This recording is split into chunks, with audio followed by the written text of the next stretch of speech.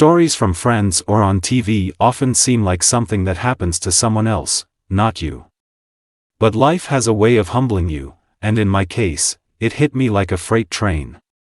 My wife, Lisa, and I had been married for nearly 10 years. We had our ups and downs, just like any other couple, but overall, I believed we were happy. We had 2 kids, a decent home, and a routine that was comfortable. Looking back now, I realized that comfortable might have been the problem. I never saw it coming. The first sign was small, a late-night meeting at work that ran over.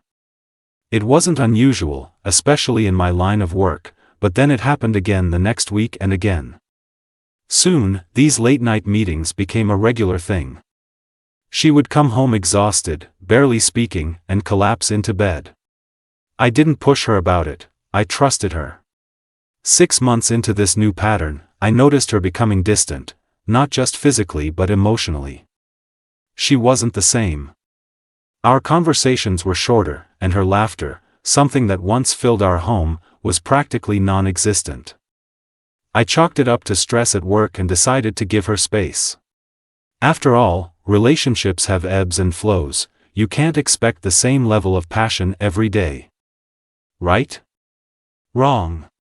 One night, while she was in the shower, her phone buzzed on the bedside table. I normally wouldn't have cared, but for some reason, this time was different. I glanced at it and saw a message flash across the screen: "I miss you already. Can't wait to see you again tomorrow."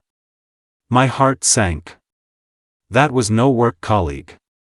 I didn't confront her right away. Instead, I did something I never thought I would do. I went through her phone. Text after text, there was proof of her affair. His name was Marcus, and they had been seeing each other for 6 months. 6 months of lies. 6 months of betrayal. The texts revealed their meetings at hotels, the sneaky lunch dates, and even trips that I thought she had taken for work but were actually romantic getaways with him.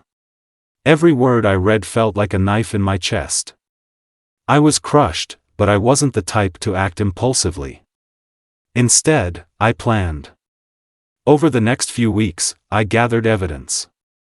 I tracked her movements, took screenshots of texts, and even followed her one night when she said she had to work late.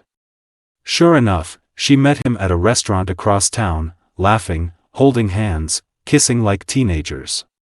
It was then that I knew I had to act, but I wasn't going to give her the satisfaction of a dramatic confrontation. No, I had something else in mind. I waited for the perfect moment, our anniversary. She had no idea that I knew about her affair, so I played along with the charade. I made dinner reservations at her favorite restaurant, bought her flowers, and acted like the loving husband I had always been. But I had something special prepared for dessert. After we finished our meal, I handed her a small gift box.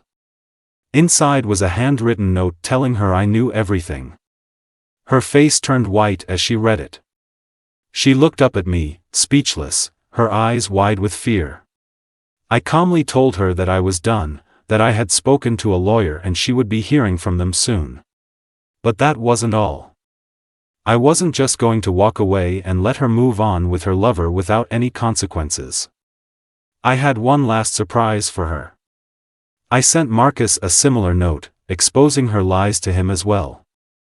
I found his wife's contact details and sent her everything: the texts, the photos, the evidence. By the end of the night, her lover was dealing with the fallout of his own broken marriage. I wanted them both to feel the pain they had caused me. Lisa was devastated. She begged for forgiveness, swearing that the affair was a mistake, that it didn't mean anything, and that she still loved me. But it was too late. The damage was done. Trust, once broken, can never fully be restored.